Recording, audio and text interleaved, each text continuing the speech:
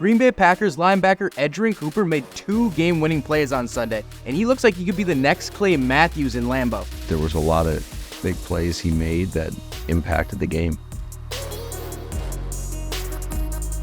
How's it going today? My name is Jesse McNamer, and welcome to Point of View. Before we get into it today, I just want to say we always appreciate your feedback and look forward to reading your comments like the one we've got here. Also, be sure to stay tuned to the end of this episode to see if you can guess today's trivia question down below. To today's topic. Is Edgerrin Cooper going to be a staple in the Packers defense for years to come? I sure hope so, because from what we've seen so far in his rookie season, he's got the makings to be a perennial all-pro defender, and he showed as much on Sunday by making 2 huge plays in the fourth quarter. But how has he risen to this level of play so quickly? Well, he definitely showed flashes of his potential in college at Texas A&M. Cooper racked up 13.5 tackles for loss and a pair of interceptions during his freshman and sophomore seasons, but really took off in his junior year. He collected 17 tackles for loss and 8 sacks, which were both among the best numbers in the nation, and was selected as a first-team All-American. And the most eye-popping aspect of his game was his speed as a relatively undersized linebacker. His college coach Jimbo Fisher credited it to not only his physical capabilities, but what goes on between his ears. Here's what Fisher said when asked about Cooper's breakout junior season. He has tons of ability. He's playing with greater consistency in the way he's making better decisions. His eyes are consistently in the right place, and he's triggering and playing. And he's trusting himself. Hardest person for a player to trust is himself, and trust that you're going to do it right. And because sometimes you play not to make a mistake when you're not, just doing it. And guys got to grow into it. That's what experience is and seeing it. And he's doing a great job with his eyes, in my opinion. And then his ass, because he can really run, and he likes to hit you. And he's energetic. He's infectious to be around.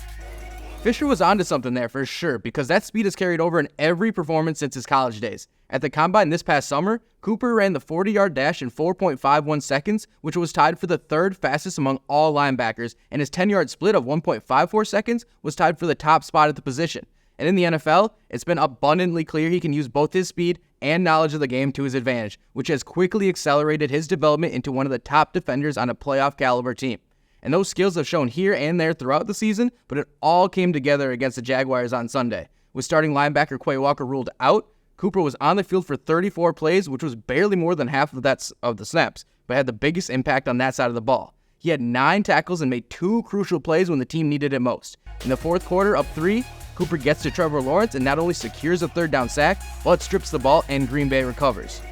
That play sets up an easy score to extend the lead to 10. But he wasn't done there. On the next drive, he helped force a 3-and-out by chasing down Christian Kirk nearly 40 yards down the field and breaking up the pass. You don't see a whole lot of linebackers making that kind of play that far down the field, but it's a credit to his speed and awareness to know where he's supposed to be on every play. I mentioned it at the beginning, but he's really starting to give me some Clay Matthews vibes.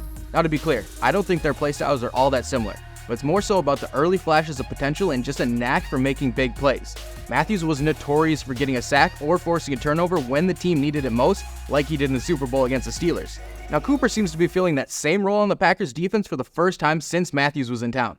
Maybe I'm missing someone between then and now, and if I am, please let us know on X. But I think Cooper is unmatched since then in terms of potential and game-changing plays. In limited playing time thus far, Cooper has amassed 38 tackles and 2.5 sacks while making the highlight plays like we just saw. If it wasn't clear before, it is crystal clear now that Cooper deserves to be a starter whether or not Quay Walker is available. Eric Wilson and Isaiah McDuffie have been good this year, no doubt, but Cooper adds an element that no other player at his position can, and it's time to unleash the beast and see what he can do with the heavier workload. And if he turns into just half the player that Clay Matthews was, Packers are going to have an elite defense for years to come. And I'm guessing a lot of you watching this are also Milwaukee Bucks fans. I know there's a lot of pessimism swirling around the team right now, but the NBA season is long, and I think the Bucks will have a major bounce-back season compared to the last couple of years. For more on that, check out this past episode of Point of View.